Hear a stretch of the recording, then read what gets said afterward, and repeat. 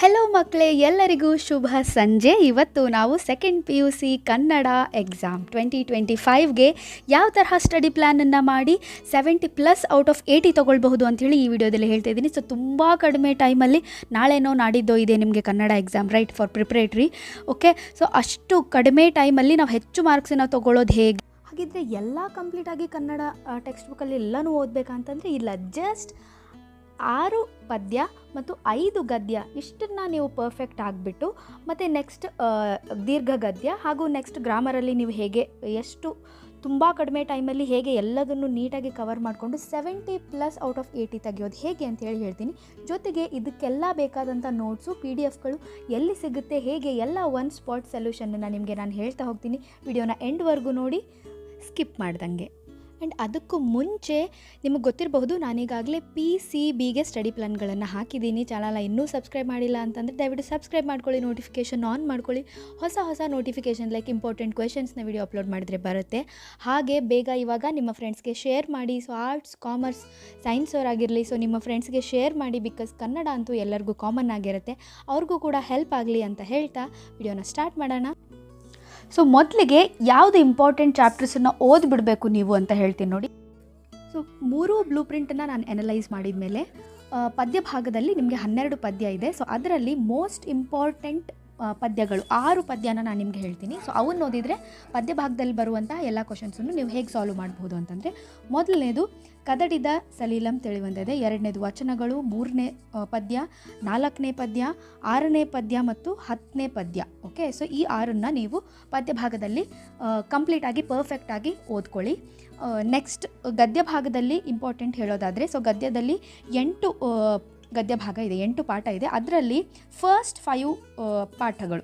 Okay, so ಮೊದಲನೇದು, 2ನೇದು, 3, 4, 5ನೇದು. Okay, so ಈ 5 ಪಾಠಗಳು ಗದ್ಯ ಭಾಗದಲ್ಲಿ ನೀವು ಪರ್ಫೆಕ್ಟಾಗಿ ಓದ್ಕೊಳ್ಳಿ. ಅದಾದ ನಂತರ ನೆಕ್ಸ್ಟ್ ದೀರ್ಘ ಗದ್ಯ ಅಂತಂದರೆ ನಾಟಕ ಏನಿದೆ ಕೃಷ್ಣೇಗೌಡನ ಆನೆ, ಸೊ ಅದನ್ನು ಕಂಪ್ಲೀಟಾಗಿ ನೀವು ಪೂರ್ತಿಯಾಗಿ ಪರ್ಫೆಕ್ಟಾಗಿ ಓದ್ಕೋಬೇಕಾಗುತ್ತೆ. ಸೊ ನಾನು ಹೇಳಿರೋ ಇಂಪಾರ್ಟೆಂಟ್ ಚಾಪ್ಟರ್ಸನ್ನು ಓದೋದ್ರಿಂದ ಪದ್ಯ ಭಾಗದಲ್ಲಿ, ಗದ್ಯ ಭಾಗದಲ್ಲಿ ಸೊ ನಿಮಗೆ ಎಷ್ಟೆಷ್ಟು ಮಾರ್ಕ್ಸ್ನದ್ದು ಕ್ವೆಶನ್ಸ್ ಬಂದಿದೆ ಅಂತ ಹೇಳಿ. ಸೊ ಮೊದಲಿಗೆ 4 ಮಾರ್ಕ್ನ ಕ್ವೆಶನ್ಸ್ ನೋಡೋದಾದರೆ, ಸೊ 4 ಮಾರ್ಕ್ ಕ್ವೆಶನ್ಸಲ್ಲಿ ನೋಡಿ, ನಿಮಗೆ ಪದ್ಯ ಭಾಗದಲ್ಲಿ 4 ಕೊಟ್ಟಿರ್ತಾರೆ, ಯಾವುದಾದ್ರೂ 2 ನೀವು ಬರೀಬೇಕಾಗುತ್ತೆ. ಸೊ ನಾನು 3 ಬ್ಲೂ ಪ್ರಿಂಟ್ಗಳನ್ನು ಕೂಡ ಅನಾಲಿಸಿಸ್ ಮಾಡಿ ಇಲ್ಲಿ ನಿಮಗೆ ಕ್ವೆಶನ್ ಕೊಟ್ಟಿರುವಂಥದ್ದು. ಓಕೆ, ಸೊ ನೋಡಿ, ಫಸ್ಟ್, ಸೆಕೆಂಡ್, ಥರ್ಡ್ ಚಾಪ್ಟರಿಂದ ನಿಮಗೆ 3 ಟಿಕ್ ನಾನು ಮಾಡಿದ್ದೀನಿ ಅಂತಂದರೆ 3 ಬ್ಲೂ ಪ್ರಿಂಟಲ್ಲೂ ಕೂಡ ಇದೇ ಚಾಪ್ಟರ್ಸ್ ಮೇಲೆ ಪದ್ಯ ಭಾಗದಲ್ಲಿ ಕ್ವಶನ್ಸ್ ಬಂದಿದೆ ಅಂಥೇಳಿ. ಆ್ಯಂಡ್ 8th ಚಾಪ್ಟರಿಂದ ನಿಮಗೆ 2 ಸರ್ತಿ ಬಂದಿದೆ. ಸೊ 4 ಆಪ್ಷನ್ಸ್ ಇರುತ್ತೆ, ಅದರಲ್ಲಿ ಯಾವುದಾದ್ರೂ 2 ಅಂತಂದರೆ ನೀವು 3ನ್ನ ಪರ್ಫೆಕ್ಟ್ ಆದರೆ ಸಾಕು, ಯಾವುದಾದ್ರೂ 2 ಬರೀತೀರಾ. ನೆಕ್ಸ್ಟ್ ಗದ್ಯ ಭಾಗದಲ್ಲಿ 2ರಲ್ಲಿ ಯಾವುದಾದ್ರೂ 1ನ್ನು ಬರೀಬೇಕು. ಸೊ ನಿಮಗೆ ಗದ್ಯ ಭಾಗದಲ್ಲಿ ನಾನು ಹೇಳಿರೋ ಚಾಪ್ಟರ್ಸಲ್ಲಿ ನೋಡಿ, ನಿಮಗೆ ಫಸ್ಟ್ ಚಾಪ್ಟ್ರಿಂದ 2 ಸರ್ತಿ 2 ಬ್ಲೂ ಪ್ರಿಂಟಲ್ಲಿ ಕ್ವಶನ್ ಬಂದಿದೆ, 5th ಕೂಡ 2 ಸರ್ತಿ ಬಂದಿದೆ. ಸೊ ನಾನು ಹೇಳಿರೋ ಚಾಪ್ಟರ್ಸಲ್ಲಿ ಈ 3 ಚಾಪ್ಟರ್ಸ್ ಇರೋದ್ರಿಂದ, ಸೊ ನೀವು ಯಾವುದನ್ನು ಓದಿದ್ರೂ, ಸೊ 3 ಓದಿದಾಗ ನೀವು ಯಾವುದಾದ್ರೂ ಒಂದನ್ನು ಆರಾಮಾಗಿ ಬರೀಬಹುದು. ನೆಕ್ಸ್ಟ್ ನಾಟಕದಲ್ಲಿ 2 ಕೊಟ್ಟಿರ್ತಾರೆ, ಅದರಲ್ಲಿ ಯಾವುದಾದ್ರೂ 1ನ್ನು ಬರೀಬೇಕು. ಸೊ ನಿಮಗೆ ಟೋಟಲಾಗಿ ಎಷ್ಟು ಮಾರ್ಕ್ಸ್ ಸಿಗ್ತಾ ಇದೆ? 2 ಅಂತಂದರೆ 8 ಮಾರ್ಕ್ಸ್, ಗದ್ಯ ಭಾಗದಿಂದ 1 ಅಂತಂದರೆ 4 ಮಾರ್ಕ್ಸ್, ನಾಟಕದಲ್ಲಿ 1 ಅಂತಂದರೆ, ಅಂದರೆ ದೀರ್ಘ ಗದ್ಯ, ನಾನು ನಾಟಕ ಅಂತ ಹೇಳ್ತಾ ಇದ್ದೀನಿ. ಸೊ 4 ಮಾರ್ಕ್ಸ್ ಅಂತಂದರೆ ಟೋಟಲಾಗಿ ನಿಮಗೆ 8 + 4 12 ಮತ್ತು 16 ಮಾರ್ಕ್ಸು ನಿಮಗೆ 4 ಮಾರ್ಕ್ಸಲ್ಲಿ ಬರುವಂಥದ್ದು. 4 ಕ್ವಶನ್ಸನ್ನು ಅಟೆಂಪ್ಟ್ ಮಾಡಬೇಕಿತ್ತು. ಸೊ ಕಂಪ್ಲೀಟ್ 16 ಮಾರ್ಕ್ಸ್ ನಿಮಗೆ 4 ಮಾರ್ಕಲ್ಲಿ ನಾನು ಹೇಳಿರೋ ಚಾಪ್ಟರ್ಸಿಂದ ಸಿಗ್ತಾಯಿದೆ. ನೆಕ್ಸ್ಟ್ 3 ಮಾರ್ಕಿಗೆ ಬರೋಣ. ಸೊ 3 ಮಾರ್ಕಲ್ಲಿ ನೀವು ನೋಡಬಹುದು, ಪದ್ಯ ಭಾಗದಲ್ಲಿ ನಿಮಗೆ 3ನ್ನು ಕೇಳಿರ್ತಾರೆ, ಅದರಲ್ಲಿ ಯಾವುದಾದ್ರೂ 2ನ್ನು ಬರೀಬೇಕು. ಸೊ ನಾನು ಹೇಳಿರೋ ಚಾಪ್ಟರ್ಸನ್ನು ನೀವು ಓದಿದ್ರಿ ಅಂತಂದರೆ ಪದ್ಯ ಭಾಗದಲ್ಲಿ ನಾನು ಯಾವ್ಯಾವುದು ಹೇಳಿದ್ದೀನಿ. ಸೊ ಫಸ್ಟ್ 4 ಚಾಪ್ಟರ್ಸು ಮತ್ತು 6 and 10 ಅಂತ ಹೇಳಿದ್ದೆ ನಾನು. ಓಕೆ, ಸೊ ಹಾಗಾಗಿ 4, 6, 10 ಹೌದಾ. ಸೊ ಈ 3 ಚಾಪ್ಟರ್ಸನ್ನು ಹೇಳಿದ್ದೆ. ಸೊ ಇದರಿಂದಾನೇ 2 ಸರ್ತಿ ನಿಮಗೆ ಬ್ಲೂ ಪ್ರಿಂಟಲ್ಲಿ ಕ್ವಶನ್ ಬಂದಿದೆ. ಅದು ಬಿಟ್ಟರೆ ಒಂದೊಂದು ಸರ್ತಿ 7th, 8th, 9th ಬಂದಿದೆ. ಓಕೆ, ಸೊ ಹಾಗಾಗಿ ಈ ಚಾಪ್ಟರ್ಸನ್ನು ಓದೋದ್ರಿಂದ ನೀವು ಆಪ್ಷನ್ಸ್ ಇರುತ್ತೆ. ಸೊ ಯಾವುದಾದ್ರೂ 2 ಆರಾಮಾಗಿ ಅಟೆಂಪ್ಟ್ ಮಾಡ್ಬೋದು. ನೆಕ್ಸ್ಟ್ ಗದ್ಯ ಭಾಗದಲ್ಲಿ ನಾನು ಫಸ್ಟ್ 5 ಚಾಪ್ಟರ್ಸ್ ನಾನು ನಿಮಗೆ ಹೇಳಿದ್ದೆ, ಹೌದಾ. ಸೊ 2, 3ನಲ್ಲಿ ನೋಡಿ, ನಿಮಗೆ ಸೆಕೆಂಡ್ ಚಾಪ್ಟರಿಂದ ನಿಮಗೆ 3 ಸರ್ತಿ ಬಂದಿದೆ ಕ್ವಶನ್ಸು, 7th 3 ಸರ್ತಿ ಬಂದಿದೆ. ಓಕೆ. ಆ್ಯಂಡ್ ಫಸ್ಟ್ ಚಾಪ್ಟ್ರಿಂದ ಒಂದು ಸರ್ತಿ ಬಂದಿದೆ. ಓಕೆ. ಸೊ ಯಾವುದಾದ್ರೂ ಒಂದನ್ನು ಅಟೆಂಪ್ಟ್ ಮಾಡಬೇಕಾಗಿರೋದ್ರಿಂದ ನಿಮಗೆ ಆರಾಮಾಗಿ ಒಂದನ್ನು ಅಟೆಂಪ್ಟ್ ಮಾಡಬಹುದು. ಇಲ್ಲ ನೀವು ಸೇಫರ್ ಸೈಡ್ ನಾವು 7th ಚಾಪ್ಟ್ರನ್ನ ಓದ್ಕೊಳ್ತೀವಿ ಅಂತಂದರೆ ಫೈನ್, ಓದ್ಕೊಳ್ಳಿ. ನೆಕ್ಸ್ಟ್ ನಾಟಕದಲ್ಲೂ ಕೂಡ ಒಂದನ್ನು ಬರೀಬೇಕು, 2 ಆಪ್ಷನ್ಸ್ ಕೊಟ್ಟಿರ್ತಾರೆ. ಸೊ ಎಷ್ಟು ಮಾರ್ಕ್ಸ್ ಬಂತು ನಿಮಗೆ? 3 2s 6 ಮಾರ್ಕ್ಸ್. ಆ್ಯಂಡ್ ಗದ್ಯ ಭಾಗದಲ್ಲಿ 3 ಮಾರ್ಕ್. ಆ್ಯಂಡ್ ದೀರ್ಘ ಗದ್ಯದಿಂದ 3 ಮಾರ್ಕ್. ಓಕೆ. ಸೊ ಟೋಟಲ್ ಆಗಿ 9 + 3 12 ಮಾರ್ಕ್ಸ್. ನಿಮಗೆ 3 ಮಾರ್ಕ್ಸ್ದು ನೀವು 4 ಬರೀಬೇಕಿತ್ತು.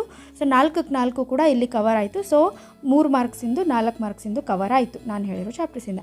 ನೆಕ್ಸ್ಟ್ 2 ಮಾರ್ಕ್ಸ್ನದ್ದು ನೋಡೋದಾದರೆ ಅಗೇನ್ ನಾನು ಹೇಳಿರೋ ಚಾಪ್ಟರ್ಸಿಂದ ನಿಮಗೆ ನೋಡಿ 3 ಟೈಮ್ಸ್ ರಿಪೀಟ್ ಆಗಿದೆ ಅಂತಂದರೆ ಇಂಪಾರ್ಟೆಂಟ್, ಹೌದಾ. ನೆಕ್ಸ್ಟ್ 7 9ಇಂದ ಬಂದಿದೆ. ಓಕೆ. ಸೊ ನಿಮಗೆ ಎನಿ 3 ಬರೀಬೇಕಾಗಿರೋದ್ರಿಂದ out of 4. Okay. So 6th ಒಂದು ಸರ್ತಿ ಬಂದಿದೆ, 10th ಒಂದು ಸರ್ತಿ ಬಂದಿದೆ. ಸೊ ಅಗೇನ್ ನೀವು ಇವೆರಡರಲ್ಲಿ ಯಾವುದಾದ್ರೂ ಒಂದು ಪದ್ಯನ ನೀವು ಓದ್ಕೊಳ್ಬಹುದು. ಇಲ್ಲ ಅಂತಂದರೆ ಸೊ ಇವೆರಡನ್ನ ಅಟೆಂಪ್ಟ್ ಮಾಡಿದರೂ ಕೂಡ ನಿಮಗೆ ಅಗೇನ್ ಅಟ್ಲೀಸ್ಟ್ 2 ಆದರೂ ನೀವು ಅಟೆಂಪ್ಟ್ ಮಾಡ್ಬೋದು. ಓಕೆ. ಸೊ ಸೇಫರ್ ಸೈಡ್ ನೀವು ಎರಡರಲ್ಲಿ ಯಾವುದಾದ್ರೂ ಒಂದನ್ನು ಓದ್ಕೊಂಡ್ರೆ ಕಂಪ್ಲೀಟ್ 3 ಕ್ವೆಶನ್ಸ್ ನೀವು ಅಟೆಂಪ್ಟ್ ಮಾಡ್ಬೋದು. ಸೊ ಇದರಿಂದ 6 ಮಾರ್ಕ್ಸ್ ಬರುತ್ತೆ. ಆ್ಯಂಡ್ ಗದ್ಯ ಭಾಗದಿಂದ ನಿಮಗೆ ನಾನು ಹೇಳಿರೋ ಈ 3 ಚಾಪ್ಟರ್ಸನ್ನು ನೀವು ಓದಿದ್ರಿ ಅಂತಂದರೆ ಇದರಲ್ಲಿ ಗದ್ಯ ಭಾಗದಲ್ಲಿ ನೋಡಿ ಈ 4 ಚಾಪ್ಟರ್ಸಿಂದ ನಿಮಗೆ ಕೇಳಬೇಕು, ಅವರು ಕೇಳಿದರೆ 2 ಮಾರ್ಕ್ಸ್ನ ಕ್ವಶನ್ಸ್ ಕೇಳಿದ್ದಾರೆ. ಓಕೆ. ಸೊ 3 ಬ್ಲೂ ಪ್ರಿಂಟಲ್ಲೂ ಕೂಡ ಸೇಮ್ ಇದೇ ಚಾಪ್ಟರ್ಸಿಂದ ಬಂದಿದೆ. ಸೊ ಹಾಗಾಗಿ ನೀವು ಅಟ್ಲೀಸ್ಟ್ ಇವೆರಡನ್ನಾದರೂ ನೀವು ಪರ್ಫೆಕ್ಟಾಗಿ ಓದಿರ್ತೀರಾ. ಸೊ 2 ಅಟೆಂಪ್ಟ್ ಮಾಡ್ಬೋದು. So 4 mark. ಆ್ಯಂಡ್ ದೀರ್ಘ ಗದ್ಯದಿಂದ ನಿಮಗೆ 3 ಕ್ವಶನ್ಸನ್ನು ಬರೀಬೇಕಾಗಿರುತ್ತೆ 2 ಮಾರ್ಕ್ಸ್ದು. So 3 2s again 6 marks. ಈ ಒಂದು 2 ಮಾರ್ಕಲ್ಲಿ ನೀವು ಎಷ್ಟು 8 ಕ್ವಶನ್ಸನ್ನು ಬರೀಬೇಕಾಗಿತ್ತು. ಸೊ ನಿಮಗೆ ಕಂಪ್ಲೀಟಾಗಿ ನಿಮಗೆ ಆ ಒಂದು 16 ಮಾರ್ಕ್ಸ್ ನಿಮಗೆ ಅಗೇನ್ ಈ ಒಂದು ಚಾಪ್ಟರ್ಸ್ ಓದೋದ್ರಿಂದ ಬರ್ತಾ ಇದೆ. ಓಕೆ. ಆ್ಯಂಡ್ ಇನ್ನು ಹೊಂದಿಸಿ ಬರೆಯಿರಿಗೆ ಬಂದರೆ, ಹೊಂದಿಸಿ ಬರೆಯಿರಿನಲ್ಲಿ ನಿಮಗೆ ಇಡೀ ಚಾಪ್ಟರ್ನ ಓದೋ ಅವಶ್ಯಕತೆ ಇಲ್ಲ. ಏನು ನೋಡ್ಕೊಳ್ಬೇಕು ಅಂತಂದರೆ ಕವಿ ಕೃತಿ, ಯಾವ ಕೃತಿಯಿಂದ ಆ ಒಂದು ಪದ್ಯನೋ ಗದ್ಯನೋ ತೊಗೊಂಡಿದ್ದಾರೆ. ಯೂಶ್ವಲಿ ಪದ್ಯದಿಂದನೇ ಕೇಳೋದು. ಸೊ ಯಾವ ಕೃತಿಯಿಂದ ಅದನ್ನು ಆರಿಸ್ಕೊಂಡಿದ್ದಾರೆ. ಆ್ಯಂಡ್ ವಚನಗಳಲ್ಲಿ ಆದರೆ ನಿಮಗೆ ಅಂಕಿತ ನಾಮನ ಕೇಳ್ತಾರೆ. ಆ್ಯಂಡ್ ಫಸ್ಟ್ 6 ಪದ್ಯಗಳಲ್ಲಿ ನಿಮಗೆ ಅದು ಯಾವ ತರಹದದ್ದು, ಅದು ತ್ರಿಪದಿನ, ಚಂಪು ಕಾವ್ಯನ, ಷಟ್ಪದಿನ. ಸೊ ಈ ರೀತಿಯಾಗಿ ಫಸ್ಟ್ 6ನ್ನ ಅದು ಏನು ಅಂಥೇಳಿ ಅದನ್ನು ನೋಡ್ಕೊಳ್ಳಿ. ಬಿಟ್ಟರೆ ನೀವು ಕವಿ ಕೃತಿ ಅಂಕಿತನಾಮ ಇಷ್ಟನ್ನು ನೋಡಿಕೊಂಡ್ರೆ ಸಾಕು. ಹೊಂದಿಸಿ ಬರೆಯರಿಗೆ ನೀವು ಅಷ್ಟನ್ನು ಓದ್ಕೊಂಡ್ರೆ ಸಾಕಾಗುತ್ತೆ. ಸೊ ನಿಮಗೆ ನಾನು ಹೇಳಿರುವಂತಹ ಈ 6 ಪದ್ಯ ಮತ್ತು 5 ಗದ್ಯಗಳನ್ನು ಓದೋದ್ರಿಂದ ಮತ್ತು ಪ್ಲಸ್ ನಾಟಕ ಒಂದನ್ನು ಓದೋದ್ರಿಂದ ನಿಮಗೆ ಟೋಟಲ್ ಆಗಿ 44 ಮಾರ್ಕ್ಸ್ ಬರುವಂಥದ್ದಾಗಿದೆ. ಸೊ ಇದು ನಾನು ನಿಮಗೆ 2 ಮಾರ್ಕ್ ಪ್ಲಸ್ 3 ಮಾರ್ಕ್ನ ಕ್ವಶನ್ಸು ಮತ್ತು 4 ಮಾರ್ಕ್ನ ಕ್ವಶನ್ಸ್. ಸೊ ಇದೆಲ್ಲದನ್ನು ಸೇರಿ ನಿಮಗೆ 44 ಮಾರ್ಕ್ ಬರುವಂಥದ್ದಾಗಿದೆ. ಸೊ ನಮಗೆ ಹೊಂದಿಸಿ ಬರೆಯಿರಿಯಲ್ಲಿ ಇರುವಂಥ 4 ಮಾರ್ಕ್ಸ್ ಕೂಡ ನಮಗೆ ಇವಾಗ ಸಿಕ್ತು. ಓಕೆ. ಸೊ ಅಂದರೆ 48 ಮಾರ್ಕ್ಸ್ ನಮಗಿಲ್ಲಿ ಆಯಿತು. ನೆಕ್ಸ್ಟ್ ಇವಾಗ ಭಾಷಾಭ್ಯಾಸಕ್ಕೆ ಬರೋಣ. ಓಕೆ. ಸೊ ಭಾಷಾಭ್ಯಾಸದಲ್ಲಿ ನೋಡಿ ನಿಮಗೆ ಟೋಟಲ್ ಭಾಷಾಭ್ಯಾಸದಿಂದ 16 ಮಾರ್ಕ್ಸ್ ಸಿಗುವಂಥದ್ದಾಗಿದೆ. ಅಲ್ಲಿ just change the colour. 16 marks ಸಿಗುವಂಥದ್ದಾಗಿದೆ. ಓಕೆ. ಸೊ ಹೇಗೆ 16ಗೆ 16 ನಾವು ಪಡ್ಕೊಳ್ಳೋದು ಹೇಗೆ? ಓಕೆ. ಕಡಿಮೆ ಓದಿ ವಿತಿನ್ 2 hours ಆಫ್ ಸ್ಟಡಿ, ನೀವು 2 ತಾಸು ಓದ್ಕೊಂಡು ಅಥವಾ 1.5 hour ಓದ್ಕೊಂಡು ನೀವು 16 ಮಾರ್ಕ್ಸ್ ಪಡೆಯೋದು ಹೇಗೆ ಅಂತ ಹೇಳ್ತೀನಿ. ನೋಡಿ ಫಸ್ಟ್ ಮೇನಲ್ಲಿ 6 ಪ್ರಶ್ನೆಗಳನ್ನು ಕೊಟ್ಟಿರ್ತಾರೆ. ಅದರಲ್ಲಿ ಯಾವುದಾದ್ರೂ 4 ಬರೀಬೇಕು. ಒಂದೊಂದಕ್ಕೂ 2 ಮಾರ್ಕ್ಸ್ ಅಂದರೆ ಟೋಟಲ್ ಆಗಿ 8 ಮಾರ್ಕ್ಸ್ ಆಯಿತು. 4 2 8. ಏನೇನು ಕೊಡ್ತಾರಪ್ಪ? ತತ್ಸಮ ತದ್ಭವ ಕೊಡ್ತಾರೆ. ಓಕೆ. ಆ್ಯಂಡ್ ಗುಣವಾಚಕ ಕೊಡ್ತಾರೆ. ನೋಡಿ ಇವೆಲ್ಲ ತತ್ಸಮ ತದ್ಭವ, ಗುಣವಾಚಕ, ವಿಭಕ್ತಿ ಪ್ರತ್ಯಯ, ಇವೆಲ್ಲ ಏನು ನಾನು ಹೇಳ್ತಾ ಇದ್ದೀನಿ, ಇವೆಲ್ಲದಕ್ಕೂ ನಿಮಗೆ ಎಲ್ಲಿಂದ ನಿಮಗೆ ಆನ್ಸರ್ ಸಿಗುತ್ತೆ, ಆ PDF ಎಲ್ಲಿ ಸಿಗುತ್ತೆ ಅಂಥೇಳಿ ಹೇಳ್ತೀನಿ. ಮೊದಲಿಗೆ ಕೇಳಿಸ್ಕೊಂಬಿಡಿ. ತತ್ಸಮ ತದ್ಭವ ಕೊಡ್ಬೋದು ಅಥವಾ ಗುಣವಾಚಕ ಕೇಳ್ತಾರೆ. ನೋಡಿ ಗುಣವಾಚಕ ಹೆಂಗೆ ಕಂಡುಹಿಡಿಯೋದು? ಗುಣವಾಚಕ ಅಂದರೆ ಒಂದು ಶಬ್ದ ಕೊಟ್ಟಿದ್ದಾರೆ ಅಂದ್ಕೊಳ್ಳಿ. ಎಕ್ಸಾಂಪಲ್ ಶುದ್ಧ ನೀರು ಅಂತ ಕೊಟ್ಟಿದ್ದಾರೆ. ಇದರಲ್ಲಿ ಗುಣವಾಚಕ ಯಾವುದು? ನೋಡಿ ಹೇಗಿದೆ ಅಥವಾ ಅದರಲ್ಲಿ ಹೇಗಿದೆ ಅಥವಾ ಎಂತಹ ಅಂತ ನಿಮ್ಗೆ ಆನ್ಸರ್ ಸಿಕ್ತು ಅಂತಂದರೆ ಅದೇ ಗುಣವಾಚಕ. ನೋಡಿ ನೀರು, ಎಂತಹ ನೀರು? ಶುದ್ಧ ನೀರು. ಸೊ ದ ಆನ್ಸರ್ ಈಸ್ ಶುದ್ಧ. ಉರಿವ ಬತ್ತಿ, ಎಂತಹ ಬತ್ತಿ? ಉರಿವ ಬತ್ತಿ. Okay. So the answer is ಉರಿವ. ಓಕೆ. ಸೊ ಹೇಗಿದೆ, ಎಂತಹ ಅಂತ ನೀವು ಕ್ವಶನ್ ಮಾಡ್ಕೊಳ್ಳಿ, ನಿಮಗೆ ಅಲ್ಲಿ ಆನ್ಸರ್ ಸಿಕ್ಬಿಡುತ್ತೆ. ಓಕೆ, ನೆಕ್ಸ್ಟ್ ವಿಭಕ್ತಿ ಪ್ರತ್ಯಯ, ನಿಮಗೆ 7 ವಿಭಕ್ತಿ ಪ್ರತ್ಯಯಗಳಿದೆ. ಓಕೆ, ಸೊ ಅದನ್ನು ನೀವು ನಾನು ಹಾಕ್ತೀನಿ ನಿಮಗೆ ಅದ್ರ PDF ನೋಡ್ಕೊಂಡ್ಬಿಡಿ, ಗೊತ್ತಾಗುತ್ತೆ. ಇಲ್ಲ ಅಂತಂದರೆ ನಿಮಗೆ ವಿಭಕ್ತಿ ಪ್ರತ್ಯಯ ಕಂಡುಹಿಡಿಯೋದು ಕೂಡ ನಾನು ಮಿಡ್ ಟರ್ಮಲ್ಲಿ ಹೇಳಿದ್ದೆ ನಿಮಗೆ, ಹೌದಾ. ಸೊ ಮಿಡ್ ಟರ್ಮಿಗೆ ನಾನು ಇವನ್ನೆಲ್ಲ ನೀಟಾಗಿ ಎಕ್ಸ್ಪ್ಲೇನ್ ಮಾಡಿದ್ದೆ. ಮಿಡ್ ಟರ್ಮಿಗೆ ವಿಡಿಯೋ ನೋಡಿದಂಥ ಮಕ್ಕಳಿಗೆ ಇದು ಗೊತ್ತಾಗುತ್ತೆ. ನೆಕ್ಸ್ಟ್ ಕ್ರಿಯಾಪದದ ಕಾಲ ಕೇಳ್ಬೋದು, ಧಾತು ಕೇಳ್ಬೋದು, ನಿಷೇಧ ರೂಪ ಕೇಳ್ಬೋದು. ಓಕೆ, ಸೊ ಫಸ್ಟಿಗೆ ಕಾಲ ಕೇಳಿದರೆ ಅದು ಯಾವ ಕಾಲ, ಭೂತಕಾಲನ, ಭವಿಷ್ಯತ್ ಕಾಲನ, ವರ್ತಮಾನ ಕಾಲನ. ಬರೆಯುತ್ತಿದ್ದನು ಭೂತಕಾಲ ಇದು, ಹೌದಾ. ಸೊ ಇದು ಭೂತಕಾಲ. ಬರೆಯುವನು ಅಂತಂದರೆ ಭವಿಷ್ಯತ್. ಓಕೆ, ಸೊ ಬರೆಯುತ್ತಿರುವನು ಅಂತಂದರೆ ವರ್ತಮಾನ ಕಾಲ, ಹೌದಾ. ಸೊ ಈ ರೀತಿಯಾಗಿ ಅಂದರೆ ಪಾಸ್ಟು, ಪ್ರೆಸೆಂಟು, ಫ್ಯೂಚರ್. ನೆಕ್ಸ್ಟ್ ಧಾತು. ಸೊ ಇದರಲ್ಲಿ ಧಾತು ಯಾವುದು ಅಂತ ನೋಡಿ. ಸೊ ಬರೆಯುತ್ತಿದ್ದನು ಅನ್ನುವಂಥದ್ರಲ್ಲಿ ಬರೆಯುವುದು ಅನ್ನುವಂಥದ್ದು ಧಾತು. ಓಕೆ, ಸೊ ಬರೆಯುವುದು ಅನ್ನುವಂಥದ್ದು ಧಾತು ಆಗಿರುತ್ತೆ. ಓಕೆ, ಓದುತ್ತಿದ್ದನು ಅನ್ನುವಂಥದ್ರಲ್ಲಿ ಓದು ಅನ್ನುವಂತಹದ್ದು ಧಾತು. ಓಕೆ, ಕೇಳುತ್ತಿದ್ದನು ಅಂತಂದರೆ ಕೇಳು, ಇದು ಧಾತು ಆಗುತ್ತೆ. ಅಂದರೆ ಯಾವುದು ವರ್ಕ್ ನಡೀತಾ ಇದೆ ಅಲ್ಲಿ. ಓಕೆ, ಸೊ ಅದು ಧಾತು. ನಿಷೇಧ ರೂಪ ಹೇಗೆ ಬರೆಯೋದು? ನಿಷೇಧ ಅಂತಂದರೆ ಒಟ್ಟಿನಲ್ಲಿ ಅಪೋಸಿಟ್, ಎದುರು ಹೇಳೋದು. ಅದಕ್ಕೆ ಬರೆಯುವನು ಅಂತಂದರೆ ಬರೆಯನು. ಓಕೆ, ಸೊ ಅಪೋಸಿಟಾಗಿ ಮಾಡಲ್ಲ ಅಂಥೇಳಿ.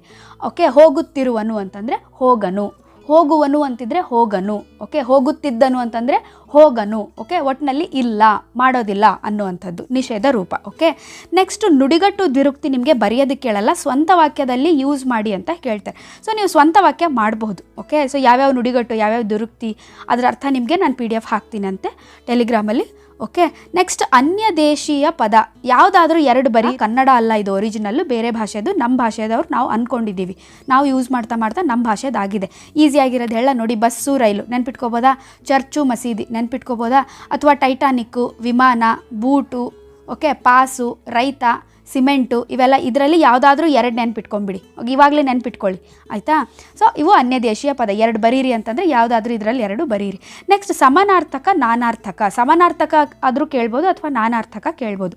ಸಮಾನಾರ್ಥಕ ಪದ ಅಂತಂದರೆ ನಿಮ್ಗೆ ಗೊತ್ತಿದೆ, ಅದರ ಅರ್ಥ ಬರೀಬೇಕು. ಫಾರ್ ಎಕ್ಸಾಂಪಲ್ ಅಗ್ನಿ ಅಂತಂದರೆ ಏನಪ್ಪ? ಬೆಂಕಿ ಅಥವಾ ಅನಲ ಅಂತ ಕರಿತೀವಿ. ಅಥವಾ ಇಳೆ ಅಂತಂದರೆ ಏನಪ್ಪ? ಭೂಮಿ, ವಸುದೆ, ನೆಲ, ಧರೆ, ಇವೆಲ್ಲ ಏನು ಭೂಮಿಗೆ ಸಮಾನಾರ್ಥಕ ಪದ. ನಾನಾರ್ಥಕ ಪದ ಅಂತಂದರೆ ಸಮಾನಾರ್ಥಕ ಬರೆಯೋದಲ್ಲ. ಫಾರ್ ಎಕ್ಸಾಂಪಲ್ ನೋಡಿ, ನಿಮಗೆ ಇಲ್ಲಿ ಅಡಿ ಅಂತ ಕೇಳಿದ್ದಾರೆ. ಅಡಿ ಅಂತಂದರೆ ಒಂದು ಶಬ್ದಕ್ಕೆ ಇರುವಂತಹ ಬೇರೆ ಬೇರೆ ಅರ್ಥ. ಓಕೆ, ಸೊ ಬೇರೆ ಬೇರೆ ಅರ್ಥ, ನಾನಾರ್ಥ, ಮೆನಿ ಮೀನಿಂಗ್ಸ್, ಬೇರೆ ಬೇರೆ ಅರ್ಥಗಳು. ಓಕೆ, ಅಡಿ ಅಂತಂದರೆ 1 ಅಡಿ, 2 ಅಡಿ ಅಂತಂದರೆ ಒಂದು ಅಳತೆಯಲ್ಲಿ ಬಳಸ್ತೀವಿ. ಅಥವಾ ಪಾದ, ಅಡಿ, 1 ಅಡಿ ಅಂತಂದರೆ 1 ಪಾದ ಅಂತ ಹೇಳ್ತೀವಿ. ಅಥವಾ ಕಟ್ಟಡದ ಅಡಿಯಲ್ಲಿ ಸಿಲುಕಿ ಸತ್ತು ಹೋದ್ರು ಅಂತ ಹೇಳ್ತೀವಲ್ಲ, ಕೆಳಗೆ, ಅಡಿಯಲ್ಲಿ ಅಂತಂದರೆ ಕೆಳಗೆ. ಓಕೆ, ನೆಕ್ಸ್ಟ್ ಅರಸು ಅಂತಂದರೆ ರಾಜ ಅಂತಲೂ ಆಗುತ್ತೆ. ಅಥವಾ ಅರಸುವುದು ಅಂತಂದರೆ ಹುಡುಕೋದು, ಹುಡುಕ್ತಾ ಹೋಗೋದು. ಓಕೆ, ಇದಿಷ್ಟು ಏನು ಅಂತಂದರೆ ಸಮಾನಾರ್ಥಕ, ನಾನಾರ್ಥದ ಬಗ್ಗೆ ಆಗಿತ್ತು. ಇದ್ರದ್ದೆಲ್ಲದ್ರದ್ದು ನಿಮಗೆ ನಾನು ಹೇಳ್ತೀನಿ ಎಲ್ಲಿ ಸಿಗುತ್ತೆ ಆನ್ಸರ್ಸ್ ಅಂತ ಹೇಳಿ. ನೆಕ್ಸ್ಟ್ ಇರುವಂಥದ್ದು ಪ್ರಬಂಧ.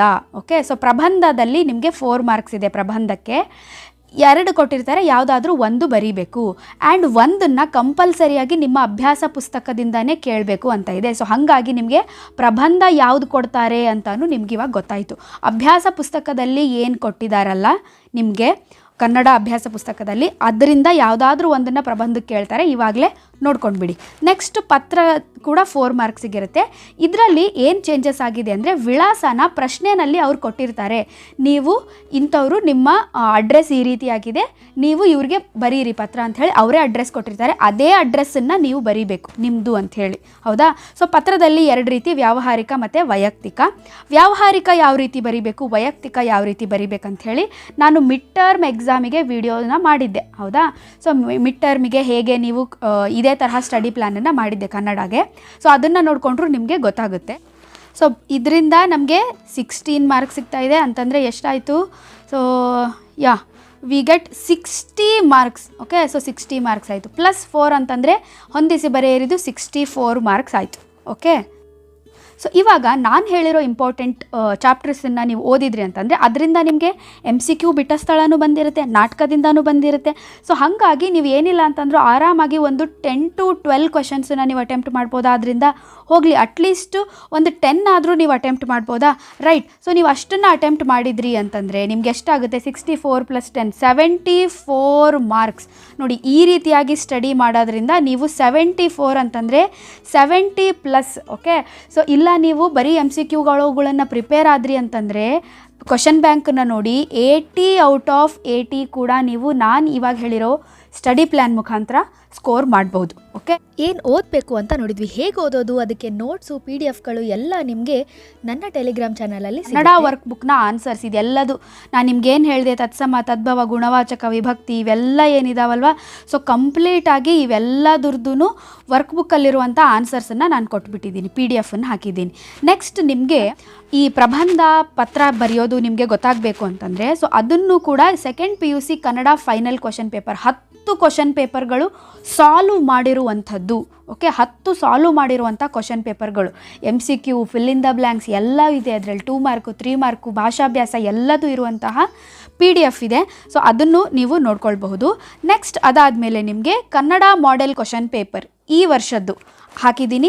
ಆಮೇಲೆ Kannada question bank, okay, so question bank ಬೋರ್ಡಿಂದ ಏನು ರಿಲೀಸ್ ಮಾಡಿದ್ದಾರೆ ಅದನ್ನು ನಾನು ಹಾಕಿದ್ದೀನಿ. ಅದ್ರ ಮುಖಾಂತರ ನೀವು MCQ, fill in the blanks ಯಾವ ಪಾಠದಿಂದ ಯಾವ ಥರ ಬರುತ್ತೆ ಅಂತ ಹೇಳಿ ಬಿಟ್ಟ ಸ್ಥಳ ಅದನ್ನು ನೀವು ಪ್ರಿಪೇರ್ ಆಗಬಹುದು. ಓಕೆ, ಸೊ ಇದಿಷ್ಟು ನನ್ನ ಟೆಲಿಗ್ರಾಮ್ ಚಾನಲಲ್ಲಿ ಅವೈಲೇಬಲ್ ಇದೆ.